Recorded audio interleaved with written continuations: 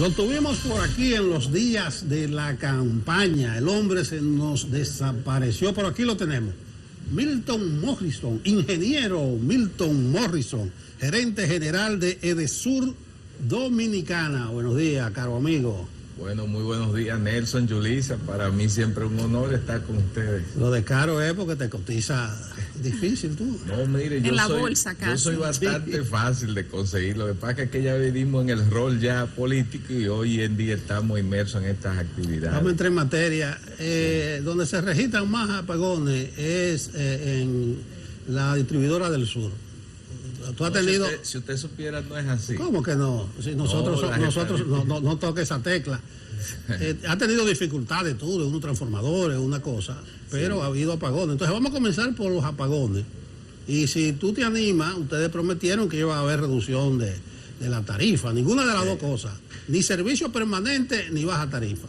Bueno, mire, primero, Nelson, es bueno señalar, una cosa es la percepción y otras son las estadísticas que dicen... Cuidado que a Monchi Fadul con la delincuencia lo agarran con la percepción. Claro, pero lo que pasa, dice Milton que los apagones son una percepción. No he dicho eso. El titular. Estoy diciendo que como usted inició diciendo que era donde más apagones se generaban, quizá esa podía ser la percepción que se genera, pero las estadísticas no son así. Pero no obstante eso, mire, nosotros desde que llegamos al 16 de agosto en el nuevo gobierno, hemos estado trabajando fuertemente para reducir esa cantidad de reclamaciones e interrupciones que tienen las empresas distribuidoras. Gracias a Dios hemos ido avanzando y reduciendo una cantidad de reclamos que habíamos tenido de cerca de más de 150,000 y ya lo hemos reducido a mucho más de la mitad. Entonces nosotros estamos comprometidos con dar energía, porque el negocio de las empresas distribuidoras no es dar apagones, es totalmente lo contrario.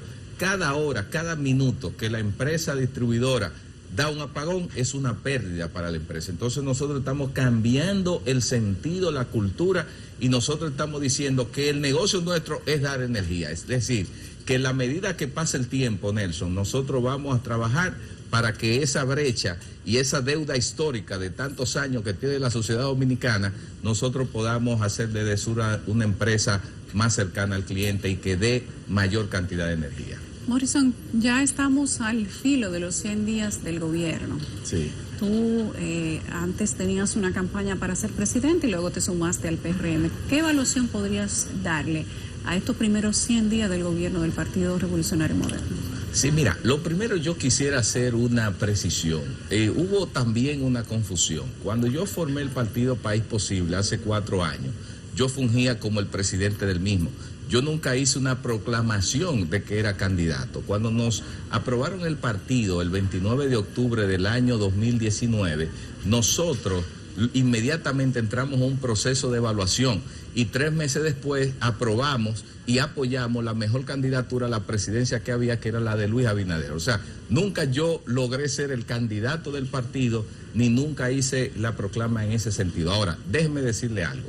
En términos de lo que son los 100 días de gobierno que lleva el Luis Abinader frente a esta gestión pública, nosotros podemos decir que en los últimos años no se había visto un gobierno que en tan poco tiempo hubiese tenido conquistas sociales, económicas y democráticas como la de Luis Abinader en medio de un contexto tan difícil como el tema de la pandemia y el COVID. Le voy a resaltar 3 aspectos fundamentales. Mire, déjame interrumpirte, tienen que batallar duro con ese discurso porque todos los presidentes en los primeros 100 días dicen lo mismo. No, pero te voy a dar datos concretos. Mira, la crisis económica en la que recibe el país a Luis Abinader no la había tenido ningún presidente en la historia de décadas. Yo no recuerdo una crisis de este tipo. Sin embargo, Luis, en términos de lo que es la creación de empleo, mire, de casi 1 millón de desempleos que nosotros teníamos, con la reactivación, la confianza que han tenido los agentes nacionales e internacionales con la economía, se ha reducido a prácticamente 200,000. La reactivación del sector turismo, que estaba prácticamente en el suelo, ya prácticamente el 40%, casi el 50% de las ofertas hoteleras está en funcionamiento. Si nos vamos al tema de la zona franca, la reactivación que ha habido en términos de activar los parques de zona franca, las proyecciones de expansión también son grandes. Si nosotros evaluamos el tema de la pandemia y la salud, si tú observas lo que ha hecho este gobierno, se han reducido los indicadores de una manera drástica. Y no obstante eso, sino que se proyecta una proyección que somos de los pocos países que ya va a estar en el listado de adquirir las vacunas que están saliendo en el mercado para combatir el COVID, además del aumento de las mesas y las camas para atención de los enfermos por el COVID. Y si a eso tú le sumas las conquistas sociales, la extensión del programa FASE, la puesta en funcionamiento del programa 1424, si a eso nosotros vemos las conquistas de las libertades democráticas, una justicia independiente, una Junta Central Electoral no propiciada por elementos políticos, la suma es sumamente positiva. Si lo deja por ahí, Yulisa. No, porque si lo deja un político. Son tantas cosas que ha hecho Luis y el gobierno en estos 7 días que es una burbuja. Eso de justicia independiente. ¿Por qué? El Ministerio Público ni siquiera es parte del aparato judicial. Pero fíjese. Pero bien, no nos vamos por ahí porque yo no voy a caer en el gancho. No, yo no quiero que caiga en ningún gancho. Yo quiero que hablemos de la realidad. No, porque tú presentas un panorama. Pero vamos a hablar de electricidad. A propósito de país posible, te fue mal. ¿Te fue mal? Sí, te fue mal y te fue... No, pues tú sacaste 26,000 votos. Oiga, pero eso es muy bien. Le digo en qué contexto sacamos esos 26,000. No entre por ahí. Pero te fue bien. 26,000. No, 26. No, pero mira, 26,600 votos, el 0.60. Pero tú le ganaste de los 27, le ganaste a 15 partidos. Exacto. Mira, le ganaste a Amable, a Peñagaba, a Macuí, entonces no fue mal, a Zorrilla Osuna. Le ganaste a la gente del partido de Atuey, al PDI. Sí. O sea, tú lo quedaste en el lugar 12 de 27. Pero con 26,000 entre los votitos. 10 más votados quedó país. Pero le fue bien, Nelson, entonces. Oiga, 10 más votados. No, pero ¿qué? Un partido aprobado a destiempo. No, fuimos el único partido que no recibimos pero recursos. Mira, 3 meses después estábamos en elección, pero bien no fue. Y te fue bien porque tú estás en la estructura. Por ejemplo, Mapuí, que sacó 15,000 votos, es director ejecutivo del cambio climático. No, pero entonces, yo creo que ustedes todos pican bien. No, pero el presidente Abinader no creo que tomó esos elementos para eso. Recuerde que te va a dejar fuera a ti del Concón. No, pero no creo que fue tampoco el elemento de cuántos votos. Recuerde que yo tengo una carrera en el sector eléctrico, o sea, yo no caí ahora de carambola. Hay que analizar los 25 años que yo tengo vinculado. Lo que quiero decir, director de Energía, Industria y Comercio. Vamos a seguir con la electricidad. Director de la carrera eléctrica, vicepresidente ejecutivo del área. O sea, que aparte del elemento político, hay también, es bueno señalar, una capacidad que está puesta en práctica. No, pero que te estoy reconociendo que tú sacaste más votos que el partido que tiene 28 años como el de Mapuí y tú tienes 3 días. Y tú sacaste 11,000 votos más que Mapuí. Pero ahí voy, el asunto de lo importante, estos partidos chiquitos están en el globo. Mira dónde está Mapuí, mira dónde estás tú. El Partido Humanista tiene una dirección general, lo que era antes la ODC, con 29,000 votos. Pero el tema es el siguiente. Cuando tú llegaste, tú decías que la lectura de la facturación, eso era un desastre. Sí. Yo me siento perjudicado porque yo soy del sur. ¿Qué es lo que había en la lectura? No, mire, yo lo que dije fue lo siguiente. Cuando nosotros llegamos nos recibieron más de 150,000 reclamaciones de averías, de quejas, de alta facturación. Cuando nosotros vimos esa realidad, inmediatamente llamamos a Protecon y Proconsumidor y formamos una mesa técnica para revisión de las altas facturas que habíamos heredado de la administración pasada. Eso todo el mundo reclamando, luego del proceso de la pandemia, teníamos que darle una respuesta técnica y justa. Entonces, ¿qué nosotros hicimos? Comenzamos a revisar. Y de los 61,000 casos que habían reportados, reclamados de alta facturación, nosotros hasta hace 2 semanas, que fue el corte que hicimos, habíamos revisado cerca de 41,000. Que nosotros nos dimos cuenta que alrededor de 15,660 de esas facturas de alta facturación tenían algún tipo de anomalía de error, ya sea de lectura, del medidor o lo que sea, que habíamos heredado. Nosotros dijimos que como Edesur es una empresa que queremos ser lo más eficiente y transparente posible, teníamos que darle respuesta al cliente. ¿Cuál fue la respuesta? Que a esos 15,660 clientes que le encontramos anomalía, le devolvimos cerca de 60 millones de pesos en su facturación que erróneamente se le había cobrado. Pero no solo eso, encontramos cerca de 5.000 casos de clientes que no habían hecho reclamación y nosotros de manera directa también le hicimos las correcciones del lugar. Es decir, que nosotros estamos trabajando fuertemente y seguimos todos los días revisando casos para hacer lo más justo posible, porque la empresa no quiere cobrarle ni un peso de más ni un peso de menos a ningún cliente. Entonces, eso es lo que nosotros hemos hecho. Si cualquier dominicano, cualquier cliente de Sur tiene un reclamo, por favor, envíelo, solicite esa revisión porque nosotros lo estamos haciendo y la mejor muestra es esa que le hemos acreditado y devuelto a cerca de 16.000 clientes por situaciones como esa. O sea, que espero que usted me envíe la suya ahorita para revisársela yo personalmente. Gracias. Milton, ¿tenemos más energía ahora con Punta Catalina o los apagones no tienen nada que ver con eso? Mire, no. Con el tema de Catalina, nosotros obviamente se insertan plantas de generación que aumentan la capacidad. Por tanto, hay mayor posibilidad, mayor capacidad de generación.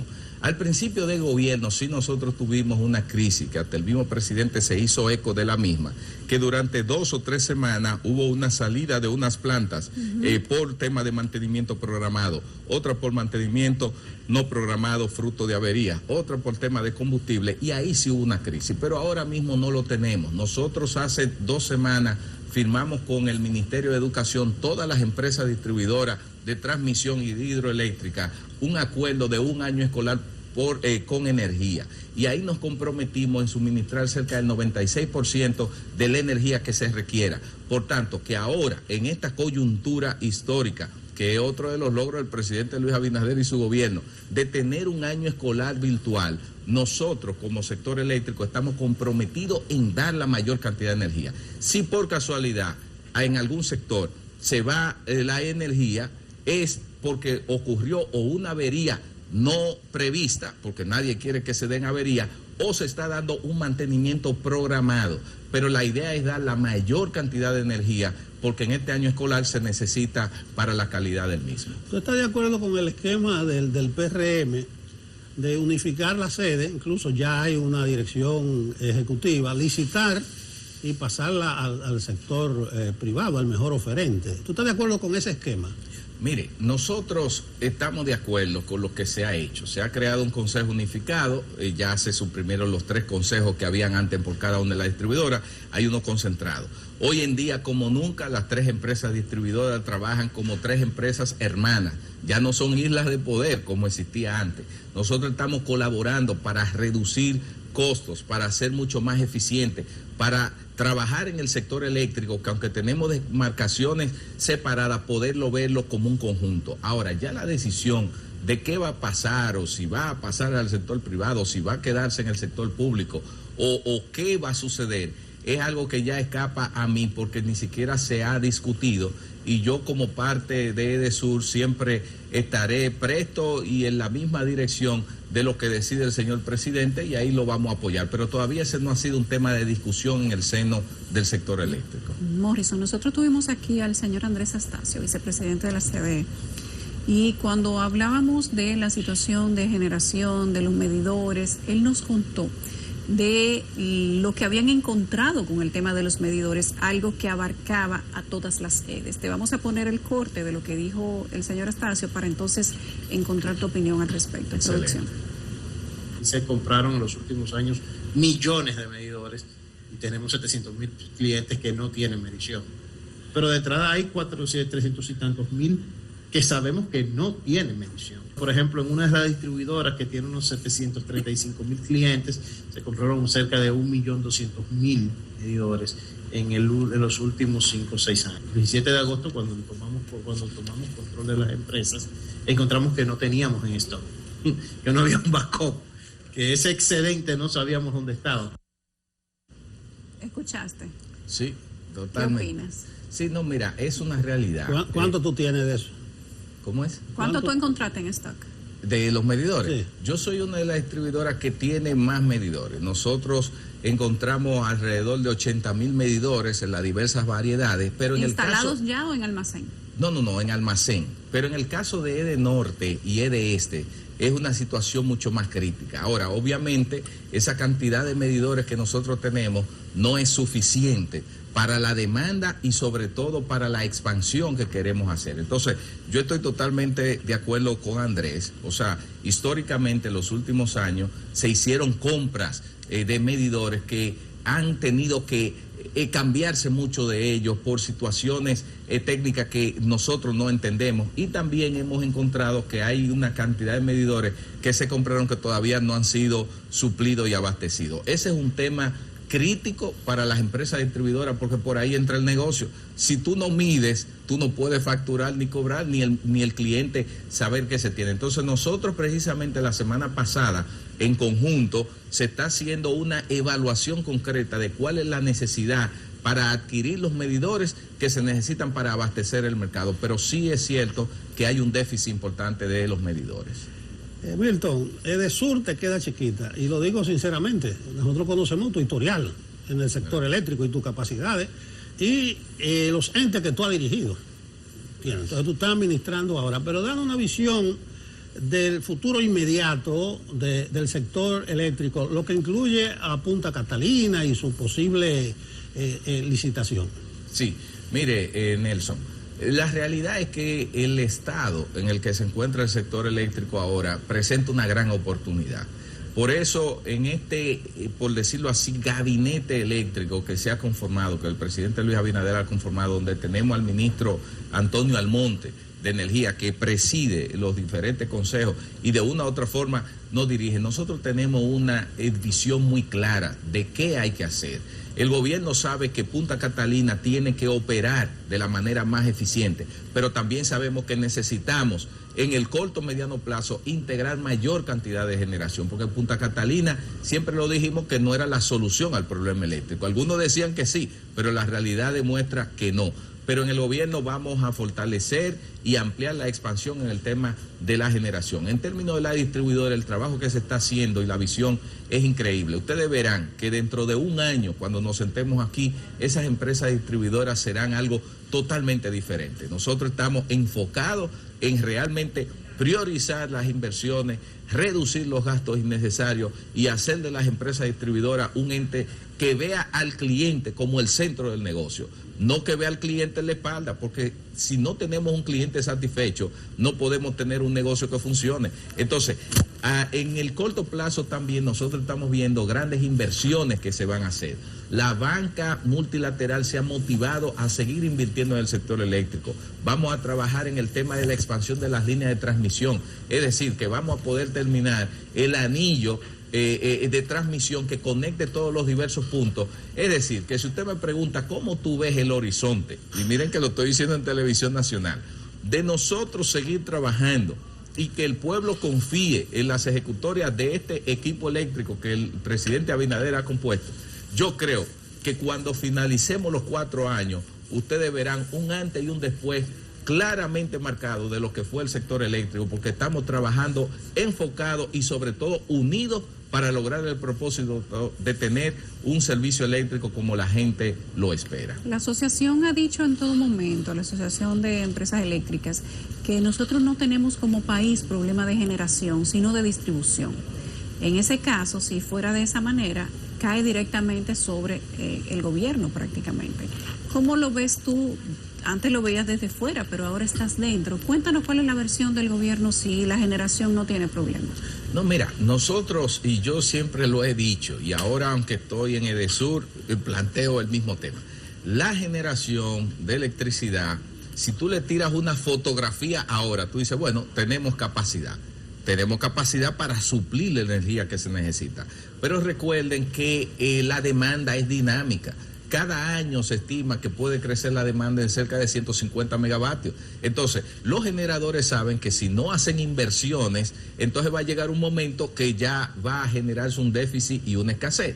Entonces, decir que no hay problema, eso es la expresión de una fotografía del momento, pero eso no se puede decir dentro de 1 ni 2 años. Ahora, sí en el área de distribución hay grandes oportunidades, no se puede negar. el hecho de que yo esté en EDESUR no puedo decir que ahora que es una maravilla. No, hay muchas oportunidades, cosas que resolver. Por eso estamos trabajando desde temprano todos los días y acostándonos tardísimo. Estas ojeras no son de gratis, es fruto del trabajo de que durante casi 100 días estamos agarrando un problema de décadas para resolverlo en el menor tiempo posible. Entonces, así como tú dices, Yulisa, es cierto, en el área de la distribución tenemos que reducir esas grandes pérdidas de energía que tenemos. En el área de la distribución tenemos que hacer a las empresas distribuidoras mucho más eficientes en términos del gasto, pero también en la generación hay que pensar hacia futuro, porque una cosa va de la mano.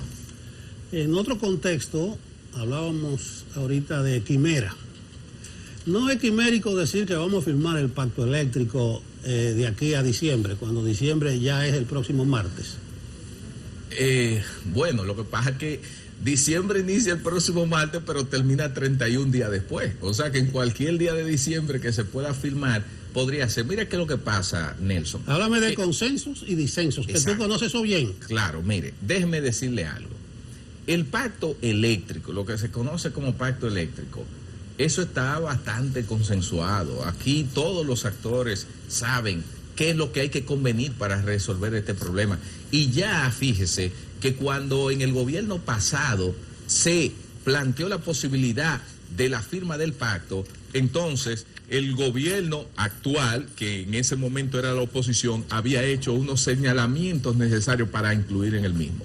Esos señalamientos, esas puntualizaciones se han estado llevando a cabo. El ministro del Monte ha estado participando en esas reuniones, se han hecho, y yo no tengo la menor duda de que ese pacto se va a firmar temprano, más temprano que tarde. Ahora, yo decir que será en diciembre, como yo no estoy participando de manera directa en esa negociación, no me atrevería a dar una fecha. Ahora, yo sé que es interés del presidente de que se firme en el menor tiempo posible. Sí, otras instancias superiores a ti hablaron de diciembre. Exacto. Te veo como un gallito de pelea, Morrison, como un PRMista de pura cepa, como un abinaderista del Inside.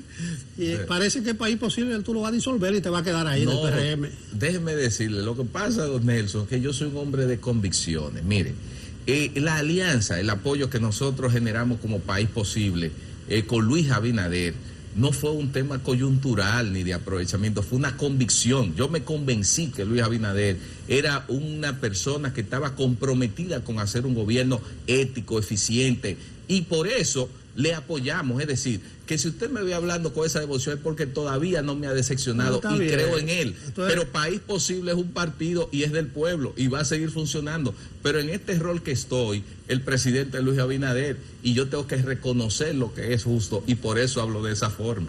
Dicen las malas lenguas que tú te pasaste meses empujando tu proyecto, y como la Junta te aprobó luego de una apelación, en el último momento, ya tú no podías armar la candidatura y te fuiste con Abinader. Mire, las malas lenguas dicen muchísimas cosas, pero Luis Abinader y yo tenemos una amistad, no desde la coyuntura política, desde antes de yo estar en política. En el proceso mismo que se estaba formando País Posible, Luis Abinader y yo nos reuníamos, compartíamos la misma visión, y por eso no fue tan difícil juntarlo en el último tramo de la campaña. Eso es bueno que se sepa, y se lo pueden preguntar a él mismo para que vea la valoración. Terminamos, Morrison, el consejo es que no te quede ahí. Ese no puede ser tu techo. No, para nada. A ti se te catalogó como una joven promesa de la política. Oiga, todavía no he envejecido, don Nelson. Vamos a seguir trabajando. Ay, si te queda en las enmarañadas redes eléctricas, ahí se ha quemado muchísima gente. No, mire qué es lo que pasa, que en la vida uno tiene que asumir los roles que en el momento le toca. Ahora mismo me tocó ser el administrador gerente general de EDESUR, debo hacerlo bien. Y luego cuando Dios me permite en otro rol, ahí también lo haremos también. Gracias, Milton. Gracias a ustedes. Milton Morrison es el gerente general de EDESUR Dominicana. A la pausa.